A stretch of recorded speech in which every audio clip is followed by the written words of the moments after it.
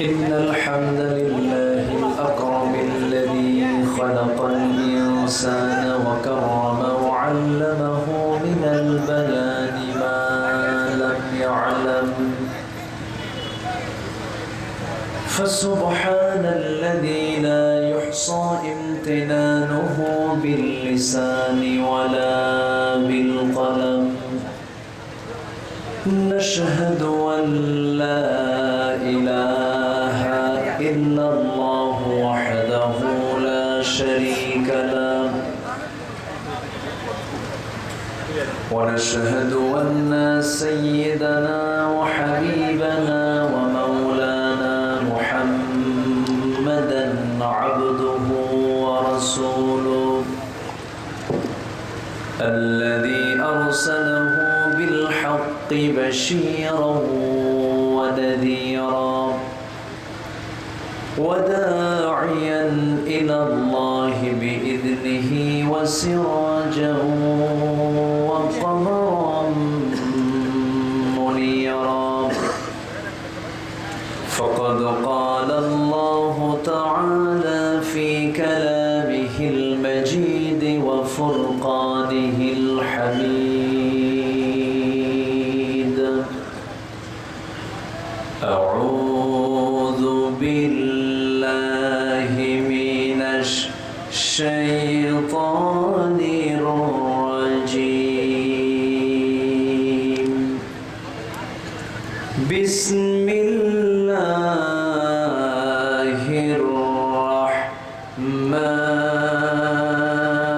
الرحمن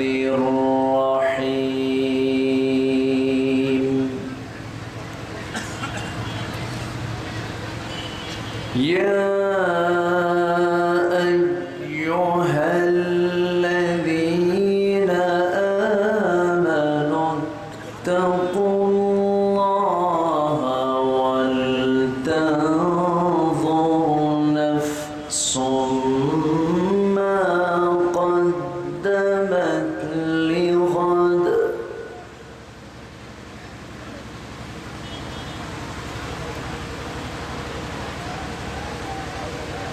واتقوا الله إن الله خبير بما تعملون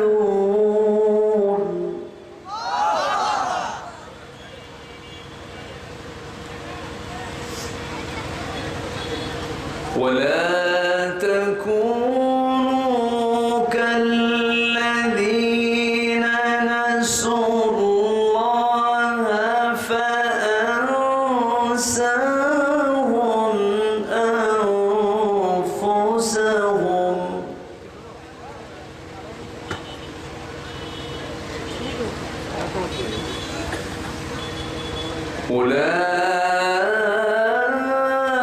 أولئك هم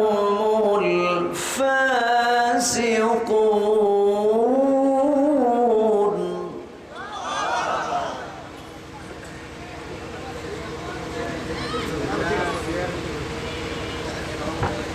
لا يستوي أصحاب النار وأصحاب الجنة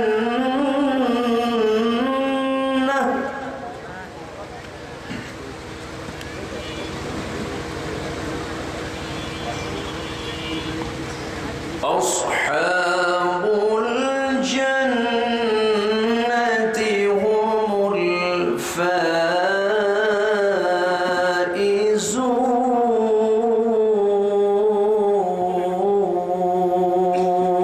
الفائزون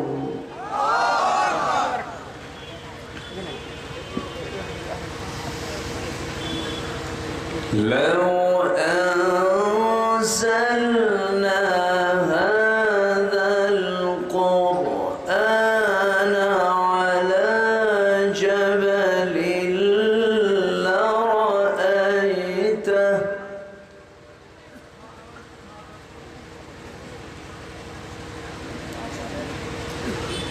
على جبل لرأيته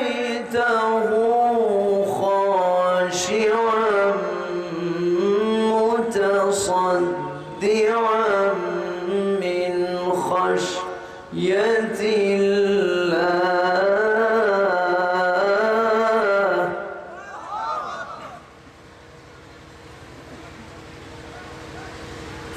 وتلك الأمثال نضربها للناس لعلهم يتفكرون.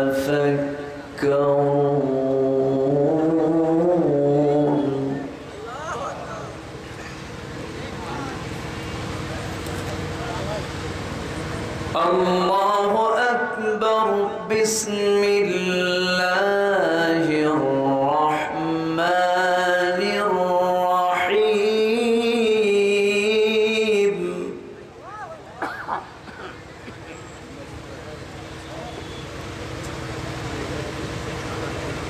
إن الله وملائكته يصلون على النبي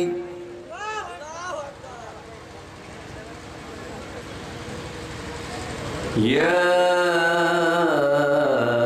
أيها الذين آمنوا صلوا عليه وسلموا تسليما.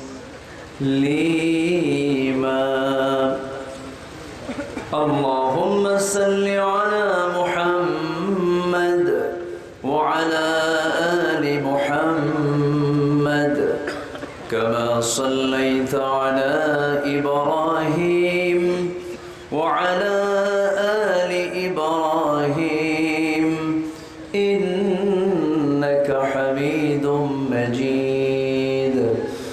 اللهم بارك على محمد وعلى آل محمد كما باركت على إبراهيم وعلى آل إبراهيم إنك حميد مجيد.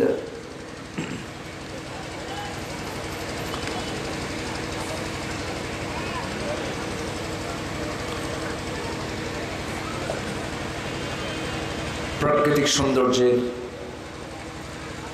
অপরূপ লীলাভূমি দেশের উত্তরাঞ্চল রাজশাহী জেলার বাগমারা উপজেলার তাহেরপুর জামগ্রাম হাই স্কুল মাঠে অনুষ্ঠিত মাহফিল ইন্তেজামি কমিটি কর্তৃক আয়োজিত 17 বৈশাখ 30 এপ্রিলে অনুষ্ঠিত ষষ্ঠ বার্ষিকী তাফসীরুল কোরআন মাহফিল 2024 মহৎ আয়োজনের সম্মানিত সুযোগ্য সভাপতি তাহিরপুর কামিল মাদ্রাসার অনারেবল প্রিন্সিপাল মাওলানা সাইদুর রহমান, আজকের এই মহৎ আয়োজনের সম্মানিত অনারেবল চিফ গেস্ট, প্রধান অতিথি তাহিরপুর পৌরসভার বারবার নির্বাচিত এক্স মেয়র, রাজশাহী 4 নির্বাচনী আসনের মাননীয় সাংসদ সংসদ সদস্য অধ্যক্ষ আবুল কালাম আজাদ সাহেব, কথা বলেছেন আমার পূর্বে নন্দিত আলেমে দ্বীন মুফতি নাসির বিন আসগর তৈয়বী হাফিজাহুল্লাহ, উপস্থিত হাজরাত উলামায়ে কেরাম, ফদলায়ে ইজ্জাম, সুশীল সমাজ, জাতির শ্রেষ্ঠ সন্তান, শিক্ষক মণ্ডলী, জাতির বিবেক, সাংবাদিকবৃন্দ, সামনে উপস্থিত আজকের মাহফিলের প্রধান আকর্ষণ, যাদেরকে নিয়ে আজকের এই সাজানো গোছানো বর্ণাঢ্য আয়োজন, তৌহিদের পতাকাবাহী, কালেমার ঝান্ডাবাহী, দ্বীন ইসলামের নরসারদুল বীর মুজাহিদ, প্রাণ প্রিয় সম্মানিত দ্বীনি ভাইরা, আড়ালে বসে আছেন শ্রদ্ধেয়া সম্মানিত মা বোনেরা। আলোচনার সূচনায় আনুষ্ঠানিকতার মধ্য দিয়ে আমার পক্ষ থেকে আবারও দিল খোলা সালাম, আসসালামু আলাইকুম ওয়া রাহমাতুল্লাহি ওয়া বারাকাতুহু। সালামের জবাব খুব দুর্বল মনে হলো।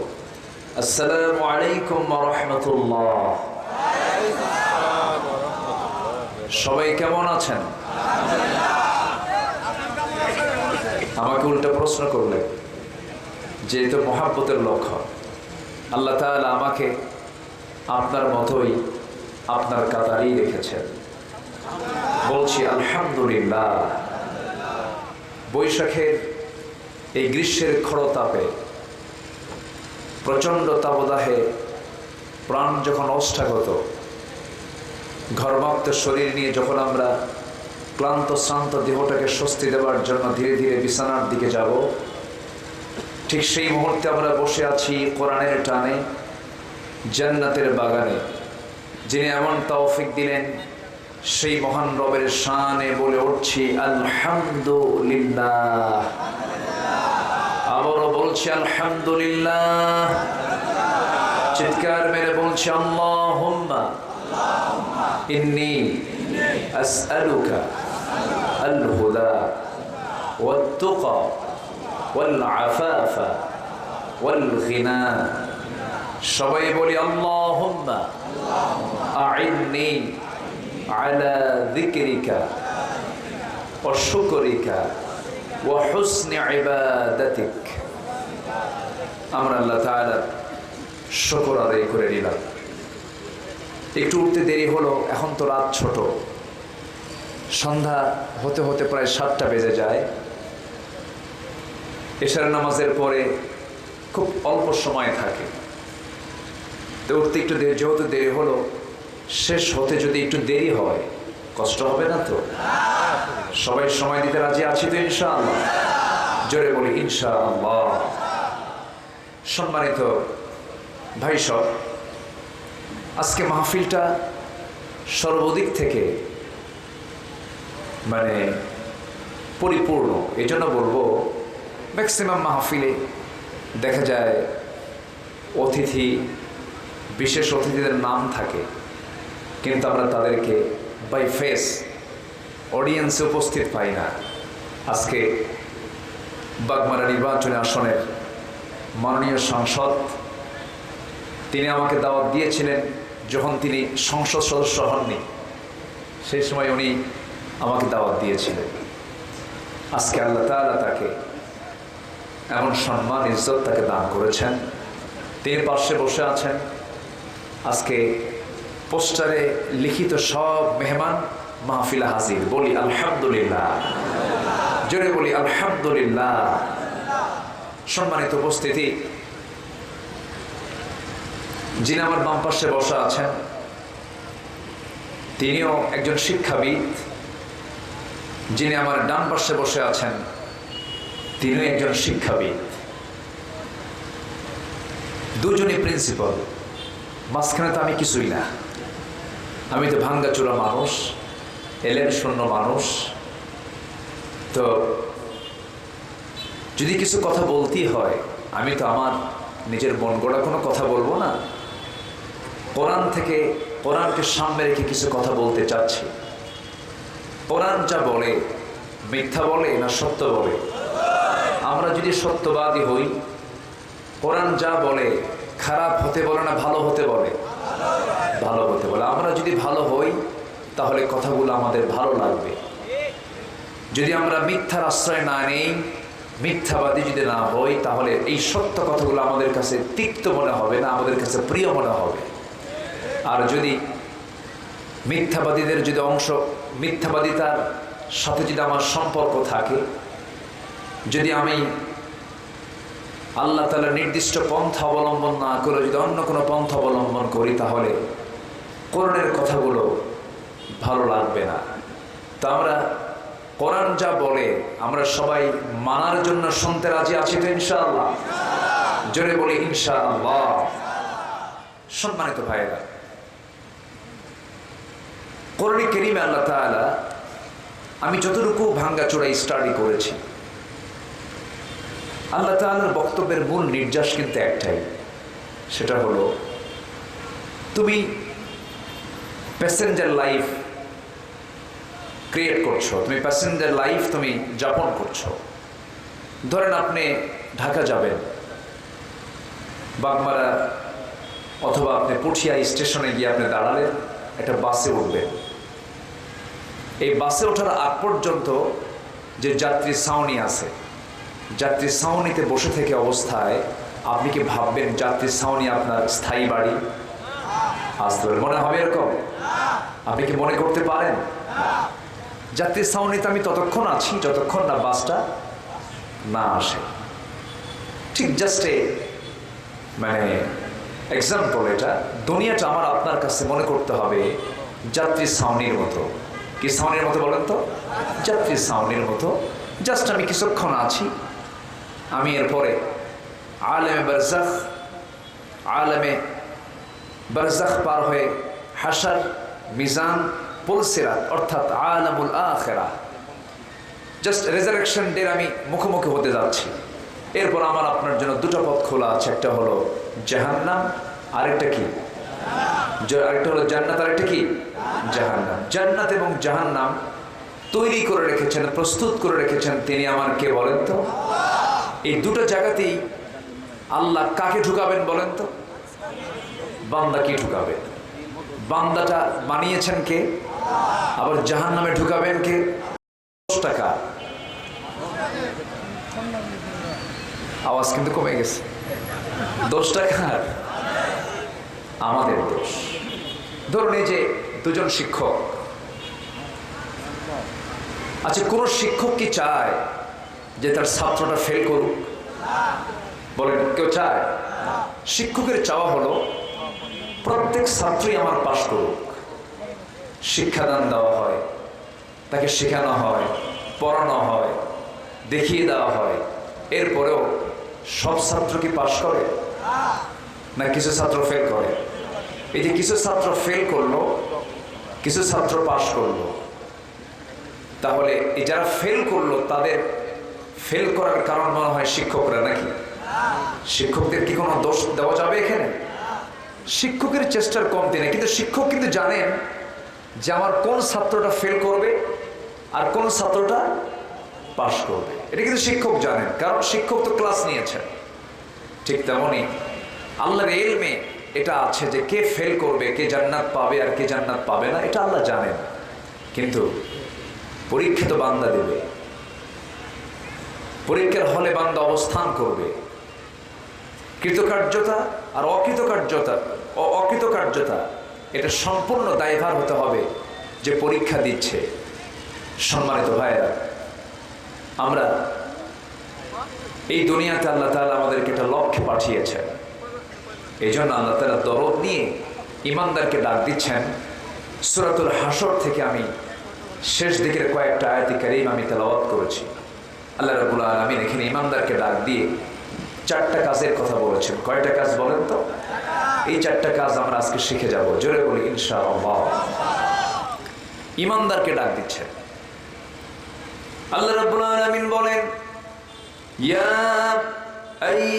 আইয়ুহাল্লাযীনা আমানু তাকুল্লাহা ওয়াল তানজুর নাফসুম মা قدمت لغد واتقوا الله إن الله خبير بما تعملون ولا تكونوا كالذين نسوا الله فأنساهم أنفسهم أولئك هم الفاسقون.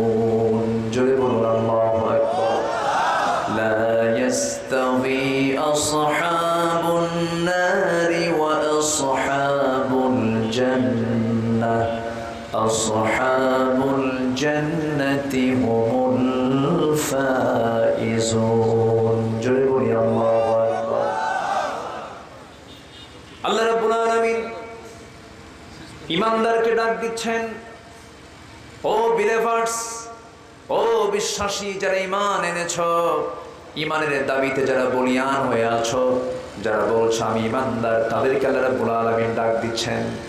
এরকম করে ইয়া আইয়ুহাল্লাযীনা আমানু বলে আরো একাধিক জায়গায় সম্বোধন করে ডাক দিয়েছেন। আবার ইয়া আইয়ুহাল ইনসান বলেও ডাক দিয়েছেন, ইয়া আইয়ুহান নাস বলেও ডাক দিয়েছেন। আল্লাহ রাব্বুল আলামিন এই জায়গায় ডাক দিয়ে বলছেন, বান্দারে এক নাম্বার কাজ হবে তুমি কাউকে ভয় করবে না।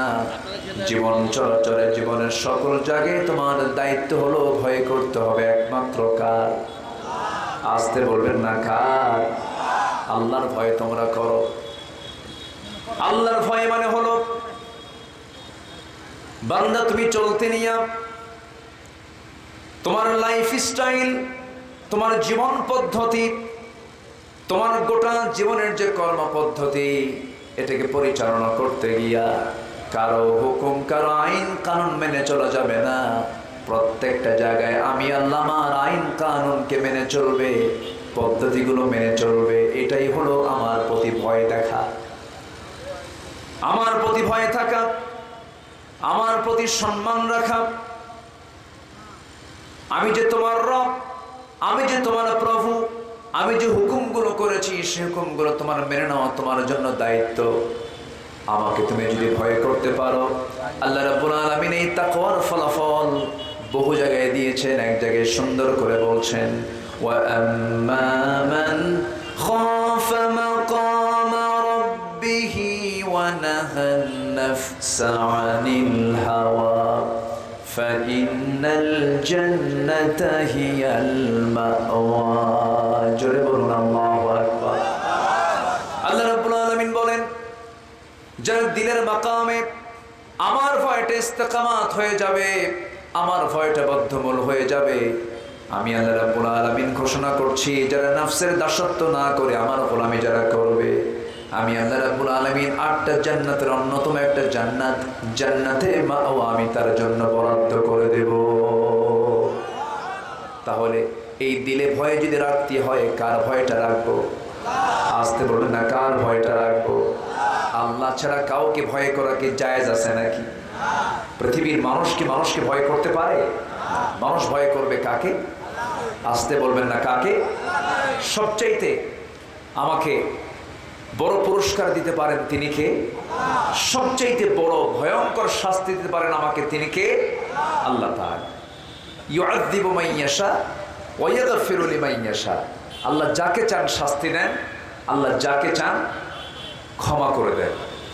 এখন বিষয়টা হলো শাস্তির কিন্তু ক্লাস আছে। যেরকম আপনি একজনকে চপেটাঘাত করলেন, থাপ্পড় মারলেন, থাপ্পড় মারলে কিন্তু আপনার ফাঁসি হবে না, বড় জোর হয়তো এটার জন্য কিছু লঘু শাস্তি আপনার হবে। কিন্তু আপনি একজনকে খুন করে ফেললেন, খুনের শাস্তি আর থাপ্পড় মারার শাস্তি কি একরকম? একরকম না। শাস্তিও কি একরকম না। তো জাগতিক জীবনে বান্দা যার নাম, তার কিছু ভুলভাল হবে, তার কিছু ভুল হয়ে যাবে, ঘটে যাওয়া কিছু ভুল হবে। এটা বান্দার বৈশিষ্ট্য। এটা ফেরেশতার কোনো ভুল হবে না। ফেরেশতার ভুল করার কোনো যোগ্যতা আল্লাহ দেন নাই। ফেরেশতার ভিতরে কোনো কামনা বাসনা দেননি। সম্পদের মোহ, তারপরে যৌবনের মোহ, নারীর প্রতি টান, অর্থের প্রতি টান, এগুলো ফেরেশতাকে দেওয়া হয়নি। কিন্তু এটা আছে বান্দার মধ্যে। এটা দিয়েছেন কে? আসতে বলবেন না, দিয়েছেন কে? আল্লাহ তাআলা। দেওয়ার কারণে বান্দার কিছু ভুল হতে পারে, ভুল হবে। কিন্তু আল্লাহ বলছেন, বান্দা তুমি কি জানো তোমার ভুল হয়ে যাক, কিন্তু ভুলটা যদি হওয়ার সঙ্গে সঙ্গে তুমি যদি আমার কাছে তওবা করে মাফ চাও, আমি তোমাকে মাফ করে দেব। আস্তে করে সুবহানাল্লাহ। এবং আল্লাহ তাআলা এত দয়ালু যে দুনিয়ার কোন থানায় তোমার নামটা একবারও যদি কালো তালিকায় ওঠে, আমৃত্যু তুমি যদি জগতের সেরা মানুষ হয়ে যাও, ভালো মানুষ হয়ে যাও, থানার তালিকায় কিন্তু তোমার নামটা কালো তালিকা থেকে বাদ যায় না। কিন্তু আল্লাহ রাব্বুল আলামিন বলেন, বান্দারে তুই যদি আমার দিকে তওবা করে ফিরে আসিস, ইল্লা মান তাবা ওয়া আমানা ওয়া আমিলা সালিহান ফাউলাইকা ইউবাদদিলুল্লাহু সাইয়্যাতিহিম হাসানাত। জোরে বলুন আল্লাহ, জোরে বলুন আল্লাহু আকবার। যারা তওবা করবে, ঈমান আনবে এবং আমলে সালেহ করবে, ঈমানটাকে আল্লাহ রাব্বুল আলামিন মাঝখানে দিয়েছেন, কারণ আপনি যদি ফিরেই না আসেন ঈমান তো আপনার থাকবে না। আল্লাহকে তওবার কথা বলেছেন এবং তওবা নামে একটা সূরা আছে না নাই বলে আছে। যদি বান্দা তুমি তওবা করে ফিরে আসো, চুরি করেছে আর জীবনে চুরি করব না, জিনা করেছে আর জীবনে জিনা করব না, মিথ্যা সাক্ষী দিয়েছি মিথ্যা কথা আর জীবনে বলবো না, সাক্ষী আর দেব না, বান্দার হক নষ্ট করেছে বান্দার হক আর নষ্ট করব না, ধোঁকা দিয়েছে জীবনে আর ধোঁকাবাজি করব না, মামলার রায়টা উল্টায় দিয়েছি, আমার নিজের মন মতো করেছে আর জীবনে এগুলো করব না। ও আল্লাহ, তোমার পথে আমি ফিরে আসলাম। চোখের পানি বান্দা তুমি যদি ফেলে যদি তওবা করতে পারো, আল্লাহ বলেন বান্দা তোর চোখের পানি যদি তওবার মধ্য দিয়ে আমার কাছে আসে, যদি 7 সমুদ্রের পানি দিয়া জাহান্নাম কখনো নিভাতে পারবি না, কিন্তু তোর 1 ফোঁটা চোখের পানি আমার ভয়ে যদি তুই কাঁদতে পারিস, 7টা জাহান্নামের আগুন আমি তোর 1 ফোঁটা চোখের পানি দিয়ে মুছাইয়া দেব, নিভিয়ে দেব, আমি তোকে জান্নাত দেব এবং তোর সমস্ত সাইয়্যাতকে গুনাহগুলোকে হাসানাত দিয়ে মিটাইয়া দেব। আল্লাহু আকবার বলে। এটা কি আমার কথা, মোল্লার কথা না আল্লাহর কথা? আল্লাহর কথা। শর্ত হলো ফিরে আসতে হবে কার পথে? আসতে বলবেন না, কার পথে? ফিরে আসার পথ এখন আমাদের সামনে বন্ধ আছে না খোলা আছে? মরার পরে আসতে বলেন, মরার পরে বন্ধ, মরার পরে আর সুযোগ পাবেন না। অতএব খোলা থাকবে ততক্ষণ কি জীবিত আছি, যতক্ষণ আমাকে ফিরে আসতে হবে। তাহলে ভয় করবো আমরা প্রথমে কাকে বলেন তো? আসতে ভয় করবো কাকে? আমার জীবনের সকল কাজকর্মের 1 নম্বর রাজসাক্ষীকে আসতে বলে। রাজসাক্ষীকে দিনের আলোতে মানুষও দেখে, আল্লাহও দেখেন। রাতের আধারে মানুষ দেখে, কিন্তু কে দেখেন? সন্দেহ লাগে নাকি আপনাদের? দিনের আলোতে আল্লাহ যা দেখেন, রাতের আধারেও তাই দেখেন। আমার জীবনের সবচাইতে বড় রাজসাক্ষী যদি আমি আল্লাহকে বানাতে পারি, আমার দ্বারা চুল পরিমাণ পাপ কাজ করার কোন সুযোগ আমার হবে না, ঠিক কি না? অতএব আল্লাহকে রাজসাক্ষী বানানোই হচ্ছে আল্লাহর ভয়। আজকে সমাজে হালাল কাজের পরিমাণ বেশি না হারাম কাজের পরিমাণ বেশি? মানবতার পরিবেশ বেশি না হিংসার পরিবেশ বেশি? হিংসা। শিক্ষিত লোকের মাঝেও হিংসা, মূর্খের মাঝেও হিংসা। হিংসা ছাড়া আমার দেশে হিংসারই আবাদ হয়, মানবতার আবাদ নেই বললেই চলে। একজন ভালো চলে, আরেকজন দেখতে পারে না, জলে জলে। আছে না নাই? একজন উপরে উঠতে নিচ্ছে, তাকে কেমনে নিচে নামায় দেওয়া যায়, হাজারো চেষ্টা চালায়। হিংসার ফলাফল জান্নাত না জাহান্নাম? রাসূল বলেছেন এগুলো হলো আত্মার রোগ, নফসের রোগ আছে মেলাগুলো, এর মধ্যে অন্যতম রোগ হলো হিংসা। যে হিংসুক হয় সে নিজেও সুখী হয় না, সে আত্মতৃপ্তি নিয়ে চলতে পারে না। আর যে মানুষকে মাফ করে দেয়, তার চাইতে সুখী মানুষ পৃথিবীতে আর খুঁজে পাওয়া যায় না। আমার নবীজি একদিন এক সাহাবীকে দেখে বললেন, এই সাহাবীটা জান্নাতি। একদিন না, পরপর 3 দিন বললেন। কয়দিন বললেন? 3 দিন। সাহাবে কেরামকে সাথে নিয়ে বললেন, জানো এই সাহাবী না জান্নাতি। দ্বিতীয় দিন আবার বললেন, এই সাহাবীটা জান্নাতি। তৃতীয় দিন আবার বললেন, এই সাহাবীটা জান্নাতি। আমার নবীজির এই কথা শুনে সাইয়েদনা ওমর ফারুক রাদিয়াল্লাহু তাআলা আনহু তিনি ভাবলেন, আরে রাসূল তো আমার শানে বলেন না, রাসূল তো অমুকের শানে বলেন না, আমার শানে না বলে এই সাহাবীর শানে পরপর 3 দিন বললেন, আমলটা কি? উনি কাঁদতে কাঁদতে চলে গেছেন তার বাড়িতে। গিয়ে বললেন, ভাইরে নবীজি তোমার জান্নাতের সুসংবাদ এতগুলো সাহাবীর সামনে পরপর 3টা দিন বলে দিলেন, তুমি কি এমন আমল করো, আমাকে শেখায় দাও। এবার তিনি বলছেন, ভাই ওমর, আপনার সঙ্গে কি আমার কোনোদিন তুলনা হয় নাকি? আপনি তো জান্নাতের আবেশ সংবাদ প্রাপ্ত সাহাবী।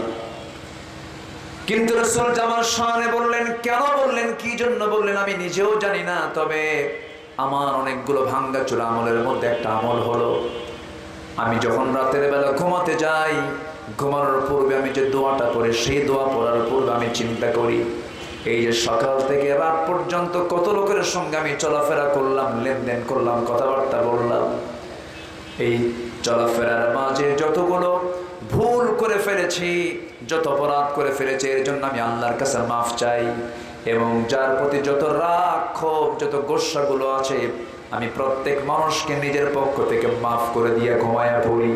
আমার মনে হয় আল্লাহ তাআলা এই জন্যই রাসূলকে দিয়ে আমাকে এই সংবাদটা পাঠায় দিয়েছে, যে মানুষকে মাফ করতে জানে আল্লাহ তাকে মাফ করতে জানে। সুবহানাল্লাহ বলবেন না? আপনি প্রতিশোধ নেবেন, প্রতিশোধের মজা হলো কিছুক্ষণ, আপনি মাফ করে দিবেন, মাফ করার মজা হলো আজীবন। কিন্তু আমরা তো তা করি না, আমরা তা বুঝি না। আমরা প্রতিশোধের আগুনে দাউ দাউ করে জ্বলি, কেমনে ওরে শেষ করে ফেলবো, কেমনে ওর ক্ষতি করব। আমি কোরআন হাদিস যতটুকু পড়েছি, গোটা কোরআনে আল্লাহ তাআলা যত হুকুম দিয়েছেন, এর মধ্যে সবচেয়ে আমার কাছে মনে হয় সবচেয়ে শ্রেষ্ঠ কাজ হলো যে মানুষ মানুষের কল্যাণে পাশে দাঁড়াতে পারে। খায়রুন নাসি মান ইয়ানফাউন নাস। কিন্তু আজকে আমরা এই মহৎ কাজ থেকে নিজেকে গুটিয়ে রেখেছি। দিন দিন মামলার পরিমাণ কমছে না বাড়ছে? এ তো নিয়ামতের লক্ষণ, তাই না? আসতে করে মামলার পরিমাণ কমছে না বাড়ছে? বাড়ছে। মামলা করা কি এটা কি মহব্বতের লক্ষণ? আমার বন্ধুগণ, কথাই তো কথা বাড়ে, হিংসার ফলাফল হলো, রাসূল বলেছেন, ক্বালা ইয়াকুম ফিল হাসাদ ফাইনাল হাসাদা ইয়াকুলুল হাসানাত কামা তাকুলুন নারুল হাতাব। তোমরা হিংসা থেকে নিজেকে গুটিয়ে রাখো। আগুন কাঠখণ্ডকে যেমন জ্বালিয়ে পড়ে ভস্ম করে দেয়, ছাই বানায় দেয়, তেমন হিংসা মানুষের সমস্ত নেক আমলকে জ্বালিয়ে পড়ে ছাই করে দেয়। অনেকদিন আগে এক মুরব্বীর কাছ থেকে একটা উদাহরণ শুনেছিলাম। গ্রামের মুরব্বী, যারা বয়স্ক মুরব্বী, তাদের কাছ থেকে অনেক চমকপ্রদ কিছু সুন্দর কথা শোনা যায়। তো কোন এক বেচারি যুবক বিয়ে করবে। আগের যুগে তো বিয়ে করতে যেত ঘোড়ায় চড়ে বিয়ে করতে যেত। তো ঘোড়ায় চড়ে বিয়ে করতে যাবে, গ্রামের এক প্রবীণ মুরব্বীর একটা ঘোড়া আছে। তো তাকে গিয়ে বললো যে, চাচা, আমার অমুক দিন বিয়া, ঘোড়াটা কি দেওয়া যাবে? তো মুরব্বী, বয়স্ক মানুষ, বেচারি খেপে গিয়ে বলছে, আমি তোরে কোনো ঘোড়া দেবো না, তুই যা। তো ঘোড়া না দেওয়ার স্বীকৃতি যখন দিয়েছে, ছেলেটার মনটা খারাপ হয়ে গেছে, যুবকের মন খারাপ হয়ে গেছে। তো কদরের রাত্রিতে নামাজ পড়তে গেছে। তো নামাজ শেষে দোয়া শুরু করছে হুজুর। দোয়ার মধ্যে এই যুবকটা বলতেছে, আল্লাহ, এই কদরের রাত্রে তোমার কাছে আমার কোনো দোয়া নাই, শুধু একটা দোয়া, বুড়ার যেন ঘোড়া মরে। বুড়ার যেন কি মরে? ঘোড়া মরে। দোয়াটা কইরা চলে আসছে বাড়িতে। বাড়িতে এসে দেখে ওর মার চোখে পানি। মা কান্দে। কে মা, তুমি কান্দো কেন? কে বাবা, তোর গরুটা মরে গেছে। কথা কি বুঝতেছেন আপনারা? তাহলে দোয়া করলো কি মরার জন্য? কিন্তু মালাকুল মউত ঠিকই আসছে, কিন্তু মরল কি ঘোড়া নাকি মরল? কার গরু মরছে? যাই দোয়া করছে। এক্সাম্পল, আপনি অপরের জন্য যা চাবেন, যদি কল্যাণ চান, এটা আপনার জন্য কল্যাণ হবে। অপরের জন্য অকল্যাণ চাবেন, আপনার জন্য সে অকল্যাণ বয়ে আসবে। হারাম দিকে যাব না আমরা। হারামের কোনো বরকত নেই। একটা হাদিসের ব্যাখ্যায় পড়লাম, সুদের গড়া সম্পদের মেয়াদ হলো 40 বছর। টিকসই নয়। হারাম কখনো টিকে না, অন্যায় কখনো টিকে না, জুলুম কখনো টিকে না। সম্মানিত ভাইয়েরা, সাদ্দাত দুনিয়ায় কল্পিত জান্নাত বানিয়েছিল জুলুম করে। সাদ্দাত কি তার কল্পিত জান্নাতের মধ্যে পা রাখতে পেরেছিল? পারেনি। ফেরাউন চেয়েছিল মুসা আলাইহিস সালামকে তার সদল বলে দরিয়ার ভিতরে পানিতে চুবায়া মারতে। পেরেছিল? পারেনি, কারণ এগুলো জুলুম। এগুলো কি বলে? জুলুম। নমরুদ চেয়েছিল ইব্রাহিম আলাইহিস সালামের তাওহীদি এই আন্দোলনকে নিভিয়ে দেওয়ার জন্য, পারে নাই। নমরুদের জন্য বরাদ্দ ছিল হলো ন্যাংরা মশা। আসতে কন কেন? ফেরাউনের জন্য বরাদ্দ ছিল হলো নীল দরিয়া। আজকের সমাজেও যারা জুলুম করে, অত্যাচার করে, কোন কিছুর সফলতার মুখ দেখতে চান, শিক্ষা নিন ফেরাউনদের ইতিহাস থেকে। 1600 বছর হায়াত পাওয়ার পরেও, 1600 বছর এই বিশাল জিন্দেগি পাওয়ার পরেও আল্লাহ ফেরাউনকে ধরেছেন 1600 বছরে কয়দিন? আসতে বলবেন না, কয়দিন? একদিন ধরেছেন। সম্মানিত ভাইয়েরা, হারাম কোনো পথে যাব না, জুলুমের পথে যাব না। হারামের তো কোনো আরাম নাই, হারামের কোনো আরাম নাই। একটা প্রবাদ আছে, যে দামে কেনা সে দামেই বেচা। এক বেচারি গোটা রাত পরিশ্রম করে ঘোড়া চুরি করছে। কি চুরি করছে?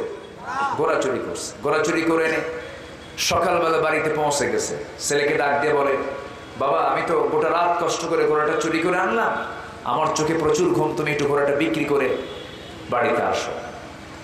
তো ছেলেকে দায়িত্ব দিয়েছে, ছেলে ঘোড়া বিক্রি করতে গেছে। বিক্রেতা এসে বলতেছে, ভাই ঘোড়ার দাম কত? কত? ঠিক আছে, তোমার দামটা আমি দেবো, কিন্তু ঘোড়া তো আমার একটু দেখা দরকার। এটি চড়ি ঘোড়া, একটু দাবড়াই।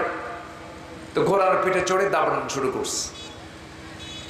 যে ক্রেতা ঘোড়াটা নিয়ে ওই যে দাবড়ানো শুরু করছে, আর সে আর ফেরত আসে না। এক বিকাল চলে গেছে, আর ফেরত নাই। ছেলেটা বিকাল বেলা বিক্রি তো করতেই পারলো না, চলে আসছে বাড়িতে ব্যর্থ হৃদয় নিয়ে। বাবা ঘুম থেকে উঠে বলতেছে, বাজান ঘোড়ার দাম কত? ঘোড়া কত দিয়ে বেচলে? কাব্বা, যে দামে কেনা সেই দামেই বেচা। যে দামে কেনা সে দামেই বেচা। অন্যায় করে, অন্যায় পথে থেকে আমি আপনি টিকতে পারবো না। এটা আমার কথা নয়। কার কথা? আসতে বলবেন না, কার কথা? আল্লাহর কথা। ফেরাউন টিকতে চেয়েছিল, নাম কিন্তু তারও কোরআন শরীফে আসছে। কোরআন মজিদে তার নাম আছে না নাই? আছে। কোরআন মজিদে অনেক নবীর নাম বাদ পড়ে গেছে। লক্ষ পয়গম্বর আল্লাহ রাব্বুল আলামিন দুনিয়াতে পাঠিয়েছেন, মাত্র 25 জন নবীর নাম কোরআনে উল্লেখ আছে। নবীয়িন বলে সম্বোধন করেছেন আল্লাহ, সিদ্দিকিন বলে সম্বোধন করেছেন আল্লাহ, কিন্তু মাত্র 25 জন নবীর নাম আছে। কিন্তু ফেরাউনের নামটা কোরআনে আছে, হামানের নামটা কোরআনে আছে। আমার বন্ধুগণ, কোরআনে কারীমের ভিতরে নমরুদের নাম, নমরুদের ইতিহাস, ফেরাউনদের নাম, ফেরাউনদের ইতিহাস আল্লাহ রাব্বুল আলামিন কোরআনে কারীমের মধ্যে উল্লেখ করেছেন। কিন্তু আপনি গোটা দুনিয়া জুড়ে দেখবেন প্রত্যেক পিতা তার সন্তানের নাম মুসা রাখে, কিন্তু ফেরাউন রাখে না। ঠিক কি না? ইব্রাহিম রাখে, কিন্তু নমরুদ রাখে না। মুহাম্মদ রাখে, কিন্তু আবু জেহেল রাখে না। তারাও কিন্তু দাপুটে কম ছিল না, তাদের কিন্তু সমাজে কম প্রভাব ছিল না, কম দাপট ছিল না, কম প্রভাব বিস্তার তারাও করে নাই, কিন্তু কেউ তাদের নাম মহব্বত নিয়ে রাখে না। আমার বন্ধুগণ, এই বাংলার ইতিহাসে মীর জাফরের নাম আছে না নাই? বলেন। আপনি বাংলার ইতিহাস যখন পড়তে যাবেন, মীর জাফরের নামটা পড়বেন, আপনি লিখবেন, আপনি আবার সিরাজউদ্দৌলার নামটা আপনি লিখবেন। কিন্তু মীর জাফরকে মানুষ মহব্বত করে না ঘৃণা করে? বলেন, কি করে? কি করে? ঘৃণা করে। কেন? এর কারণটা কি? এর মূল কজটা কি? এর মূল কজ ছিল হলো, মীর জাফর ছিল হলো একজন মুনাফিক চক্রের অন্যতম হোতা। সে ছিল স্বজাতি বিদ্বেষী একজন মানুষ, অর্থাৎ সে তার জাতকে, সে তার গোত্রকে সে তার নিজের মানুষের সঙ্গে প্রতারণা করেছে, বিশ্বাসঘাতকতা করেছে। এই জন্য ইতিহাসে তার নামটা আছে সুনামে না কুনামে, মানে সুনামে না কুনামে। ভাইরে, দুনিয়ার জনপ্রিয়তা দিয়ে কি করবেন? দুনিয়ার কিছু সুখ শান্তি আর জনপ্রিয়তা তো ক্ষণিকে। আমরা দুনিয়ার মানুষের কাছে জনপ্রিয় না হয়ে আসমানের বাসিন্দাদের কাছে আমরা জনপ্রিয় হব। জোরে বলি ইনশাআল্লাহ। আসমানের বাসিন্দা কারা বলেন? আল্লাহ তো আসেনি, বলেন কারা? বলেন ফেরেশতা। আল্লাহু আকবার। আমি কেন বললাম জানেন? আসমানের বাসিন্দাদের কাছে কেন জনপ্রিয় হব আমরা জানেন? কেমনে জনপ্রিয়তা অর্জন করব আমরা আসমানে? যখন কোনো বান্দা কোন নেক আমল করে, এই নেক আমলের সংবাদ একজন ফেরেশতা আকাশে প্রচার করতে থাকে, সেই প্রচারের সমস্ত ফেরেশতাদের কানে প্রচারটা হয়ে যায়। সমস্ত ফেরেশতা কুল এই প্রচারগুলো শুনে আল্লাহর কাছে বলে, আল্লাহ অমুক বান্দা তোমার প্রশংসা করেছে, তোমার হুকুম আদায় করেছে, তোমার হুকুমটাকে ফলো করেছে, আমরা সবাই তার জন্য দোয়া করি, আল্লাহ তুমি তাকে তোমার পছন্দের বান্দা বানায় নাও। তাহলে আমাদের জন্য আকাশের ফেরেশতাদের ভিতরে কথা হয় কি হয় না? দোয়া হয় কি হয় না? আবার দোয়া যদি হয়, বদদোয়া হয় কি হয় না?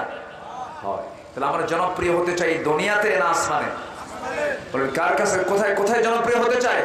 আসমানে। এই জন্য ভয় করতে হবে কাকে বলেন তো? এক নাম্বার আসতে বলে না, কাকে ভয় করতে হবে? আল্লাহকে ভয় করতে হবে। এটা এক নাম্বার কাজ। উল্লিখিত আয়াতের ভিতরে আমি চারটা বিষয় উল্লেখ করেছি, চারটা হুকুম আল্লাহ রাব্বুল আলামিন বলেছেন। এর মধ্যে এক নাম্বার হলো তোমরা তাকওয়া অবলম্বন করো, আল্লাহকে তোমরা ভয় করো। আল্লাহ রাব্বুল আলামিন এই একই কথা এই জায়গায় সুন্দর করে বলছেন, ইয়া আইয়ুহাল্লাযীনা আমানুত্তাকুল্লাহা হাক্কা তুকাতিহি ওয়া লা তামুতুন্না ইল্লা ওয়া আনতুম মুসলিমুন।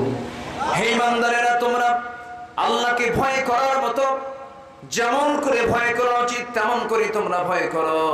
ওয়ালা তামুতুন্না, তোমরা কখনো মৃত্যুবরণ করো না, ইল্লা ওয়া আনতুম মুসলিমুন, মুসলমান না হওয়া পর্যন্ত। এই আয়াতটা যখন নাজিল হলো, সাহাবে কেরামদের মধ্যে চরম কান্না শুরু হয়ে গেছে। আহারে, আল্লাহ বুঝে আমাদের ভয়টাকে কবুল করেন না, এই জন্য তুকাতিহি বলেছেন।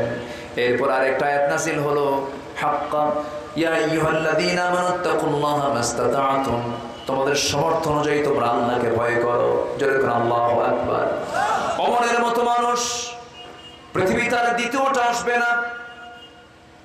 যে ওমরের ব্যাপারে রাসূল নিজে বলেছেন, ওমর ফিল জান্নাহ, ওমর জান্নাতের বাসিন্দা। ওমরে ফারুকের মতো দামি মানুষ পৃথিবীতে আর দ্বিতীয়টা আসবে না। সেই ওমরে ফারুকের মতো মানুষ ঈদের দিন আনন্দ না করে গোটা মাস রমজানের রোজা রেখে ঈদের দিন ঈদুল ফিতরের মাঠে না গিয়ে তিনি বাড়িতে হাওয়া করে কাঁদতেছেন। অর্ধ দুনিয়ার শাসনকর্তা তাকওয়া কাকে বলে দেখেন? চোখের পানি ফেলে ফেলে কান্দেন। সমস্ত মুসল্লিরা ঈদগাহে সমবেত হয়ে গেছে, ওমরে ফারুকের আনাগোনা নাই। কয়েকজন মুসলমান গিয়ে, কয়েকজন সাহাবী গিয়ে তার বাড়িতে নক করছেন, ভাই ওমরে ফারুক আপনি কোথায়? দরজা খোলা মাত্রই দেখা গেল ওমরে ফারুক সেজদায় পড়ে পড়ে ডুকরে ডুকরে বাচ্চাদের মতো কাঁদতেছে। ছোট্ট ছোট্ট বাচ্চার মতো হাওয়া করে সেজদায় পড়ে পড়ে কাঁদতেছেন। সালাম যখন তিনি ফিরলেন, প্রশ্ন করা হলো, আমিরুল মুমিনিন, হাজার হাজার মুসল্লি জানা, হাজার হাজার মুসল্লি তারা ঈদগাহের মাঠে প্রস্তুতি নিয়েছে নামাজ পড়ার জন্য আপনার পেছনে, আপনি ইমাম, আপনি নাই, নামাজ বন্ধ হয়ে আছে, ঈদের নামাজ বন্ধ হয়ে আছে, আপনি কখন যাবেন?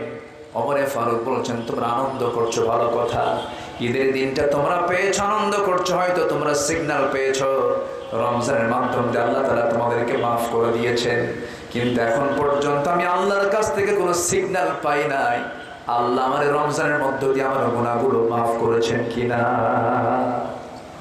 এটার নাম তাকওয়া। এটার নাম কি? তাকওয়া। আল্লাহকে সবচেয়ে কাছে টানতে হবে। ভাইরে, এই যে আমরা বসে আছি, আজকে দুপুরবেলা আমার খুব কাছের মানুষ, পাবনা ইসলামী আলিম মাদ্রাসার একজন প্রভাষক, বড় আলেমে দিন তিনি ছিলেন, মরহুম হয়ে গেছেন, এখন মাকবুর হয়ে গেছেন। দুপুরবেলা আমার আব্দুস শাকুর ভাই, আজকে তার সন্ধ্যায় তার জানাজা হয়েছে।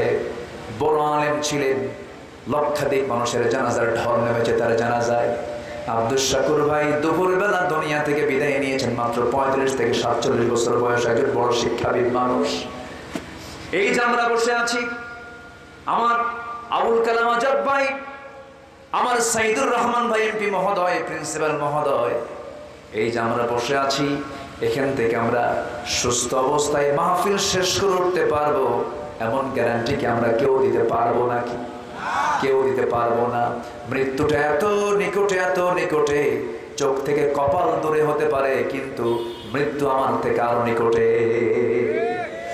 মৃত্যুটা এত কাছে, হাসতে হাসতে দুনিয়া থেকে বিদায় নেয়, খেলতে খেলতে দুনিয়া থেকে বিদায় নেয়, বক্তৃতা দিতে দিতে দুনিয়া থেকে বিদায় নেয়। এই পার্শ্ববর্তী জেলা নাটোরের সিদ্দিকুর রহমান নাটোরি ভাই ছিলেন, দুনিয়া থেকে বিদায় নিয়েছেন। রেজাউল করিম কাউসারি সিরাজগঞ্জের একজন বক্তা ছিলেন, তিনি খুতবা দিচ্ছেন, তিনি আলোচনা করছিলেন, মাহফিলে কথা বলতে বলতে মাহফিলের লাশ হয়ে দুনিয়া থেকে বিদায় নিলেন। আমার বন্ধুগণ, তামিরুল মিল্লাত কামিল মাদ্রাসার ভাইস প্রিন্সিপাল একিউম সিফাতুল্লাহ রাহমাহুল্লাহ বড় আলেম দ্বীন ছিলেন। বক্তৃতার মঞ্চে বক্তৃতা দিতে দিতে ওই ঘাড় মোটকে মঞ্চে দুনিয়া থেকে বিদায় নিয়ে চলে গেছেন, দুনিয়া থেকে বিদায় নিয়েছেন। এখনই মরে যাব আমি, মরে যাওয়ার সঙ্গে সঙ্গে আমার দুনিয়ার জিন্দেগিতে যারা যত আপন ছিল তারা তত পর হয়ে যাবে। আমার রাত্রিবেলা যেতে দেরি হতো, বউটা ফোন দিয়ে বলতেন, আপনি কোথায় আছেন? আপনি ছাড়া ঘুম হচ্ছে না। সন্তানগুলো বলবে, আব্বা কত রাত হবে, তুমি কখন আসবে? সন্তানগুলো বারবার অস্থির হয়ে যেত। কিন্তু আমি এখন এই লাশ হয়ে দুনিয়া থেকে বিদায় নিয়ে নেব। যে শখের বাড়ি ছিল আমার, যে শীতাতপ নিয়ন্ত্রিত ঘরটা ছিল আমার, মারা যাওয়ার সঙ্গে সঙ্গে ওই ঘরে ঢোকার মতো ক্ষমতা আমার আর থাকবে না। ওই ঘরের বাসিন্দারা আমাকে ঘরে তুলবে না, বারান্দায় জায়গা হবে না। ঘরের একটা কোনায়, বাড়ির একটা কোনায় চাদর একটা সুন্দর করে পর্দা দিয়া, চকিতে শোয়া দিয়া গোসল করায় দেবে। সেলাইওয়ালা সুন্দর ডিজাইনার কাপড় চোপড় যদি গায়ে থাকে, কেচে দিয়ে কেটে কেটে ফেলবে, গোসল করায় দেবে। গোসল করায় দিয়া চট করে বাজারে চলে যাবে, তাহিরপুরের বাজারে গিয়া কাফনের কাপড়টা কিনে আনবে। সেলাই চলবে না, টান মেরে দুটা ভাগ করবে, গলার মধ্যে ঢুকায় দেবে। আরেকটা মাথা দিয়া সুন্দর করে চকলেটের মতো মাথায় একটা বাঁধন, বামে পায়ে একটা বাঁধন দিয়ে দিবেন, জাস্ট চকলেট। সোজা নিয়ে চলে যাবে জানাজার প্রান্তরে। বউটা বলবে, স্বামী রে, বিদায়ের সময় একটু পরে যাওয়ার চান্স দিলা না, কথা বলারও চান্স দিলা না। সন্তানগুলো হাওমাও করে কাঁদবে, গলা ভেঙে যাবে, টেনে হেঁচে কবরের দিকে নিয়ে চলে যাবে, মরা মুখ সব দেখে দেখে চলে যাবে। এই যে কিছুক্ষণ দেখা হলো, কবরে রেখে আসবে, 24 ঘন্টা যাবে না, মাথার চুলগুলো খসে খসে পড়বে। এই চুলে কত যত্ন নিলাম, এই চুলে কত সাবান দিলাম, শ্যাম্পু দিলাম, 24 ঘন্টায় চুলগুলো খসে খসে পড়বে। 3 দিন যাবে না, চামড়াগুলো গলে গলে পোকার পেটের খাবার হয়ে যাবে। যে পোকা দেখে আমি ভয় পেতাম, সেই পোকার রাজত্বে, সেই পোকার নিয়ন্ত্রণে আমার দেহ চলে যাবে।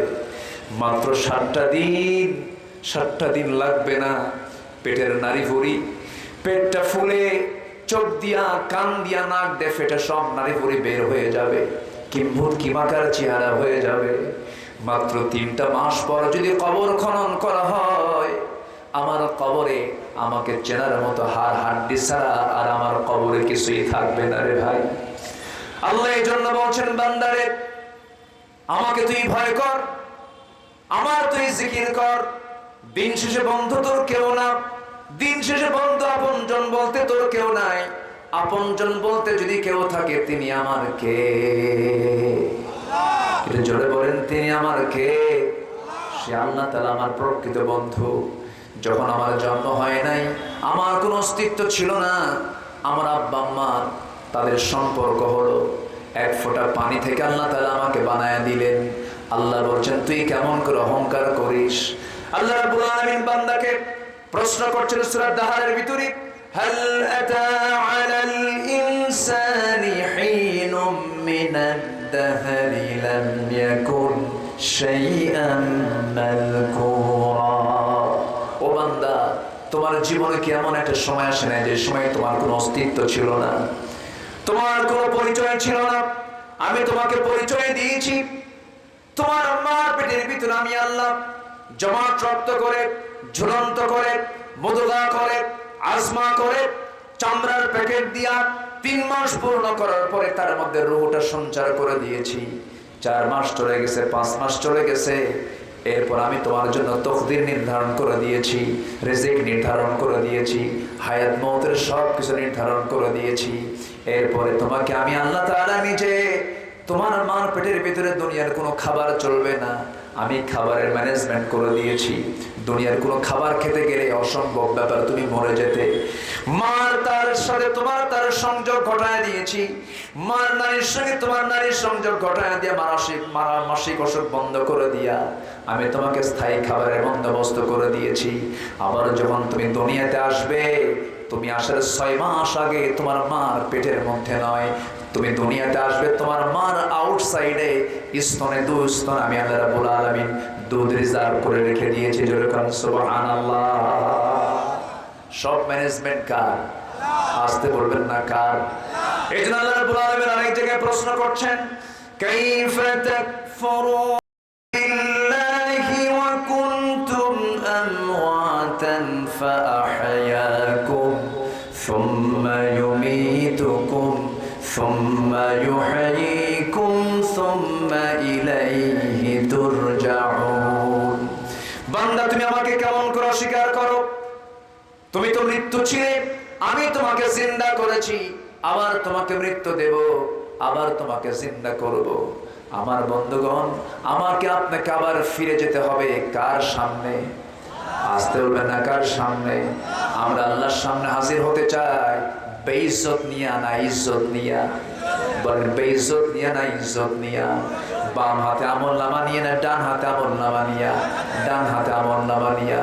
আমার বন্ধুগণ, ডান হাতের আমলনামা কিন্তু গাঁজা খাওয়া নয়, ডান হাতের আমলনামা কিন্তু নেশা করা নয়, ডান হাতের আমলনামা কিন্তু বনের সম্পদে মেরে খাওয়া নয়, ডান হাতের আমলনামা কিন্তু মানুষের হক নষ্ট করা নয়, ডান হাতের আমলনামা কিন্তু মানুষকে ঠকানো নয়, ডান হাতের আমলনামা কিন্তু সুদের কারবার নয়।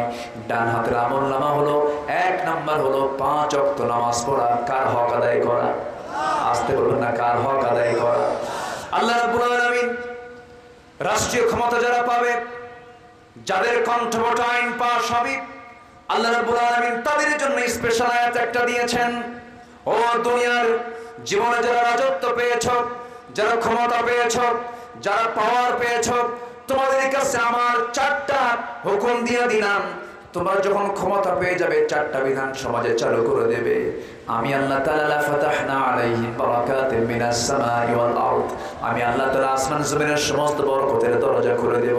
শুনবেন শুনবেন শুনবেন, আল্লাহ রাব্বুল আলামিন 4টা হুকুম দিয়েছেন। সেই সমস্ত ব্যক্তিদেরকে আল্লাহ রাব্বুল আলামিন সুন্দর করে বলছেন, আল্লাযীনা ইম্মাক্কান্নাহুম ফিল আরদি আকামুস সালাহ ওয়া আতাফুস যাকাতা ওয়া আমারু বিল মা'রুফি ওয়া নাহাউ আনিল মুনকার ওয়া লিল্লাহি আকিবাতুল উমুর। জোরে বলুন আল্লাহু আকবার। আমি দুনিয়ার জিন্দেগিতে যাদেরকে রাষ্ট্রীয় ক্ষমতা দেব, পাওয়ার দেব, যাদের কণ্ঠবট আইন পাস হবে, যারা কথা বললে সেই কথাটাই আইন হয়ে যাবে, তাদের জন্য আমি 4টা দফা দিয়ে দিলাম। 14 দফা লাগবে না, 8 দফা লাগবে না, 20 দফা লাগবে না, মাত্র 4টা আইন তারা যেন সমাজে চালু করে দেয়। নাম্বার 1 হলো তারা যেন নামাজ কায়েম করে। তারা যেন কি কায়েম করে? নামাজ কায়েম করে। নাম্বার 2 হলো তারা যেন যাকাত আদায় করে। নামাজটা কার হক? আসতে বলবেন না কার হক? আমি আজকে খুব ধন্য যে আজকে আমার শ্রোতা মণ্ডলী যারা আছেন, এমপি থেকে শুরু করে সাধারণ মানুষ পর্যন্ত আছেন। আলহামদুলিল্লাহ, জয় বলি আলহামদুলিল্লাহ। আপনি কি বিরক্ত হচ্ছেন? কষ্ট পাচ্ছেন নাকি আপনারা? আলোচনা চালাই, জোরে বলি ইনশাআল্লাহ।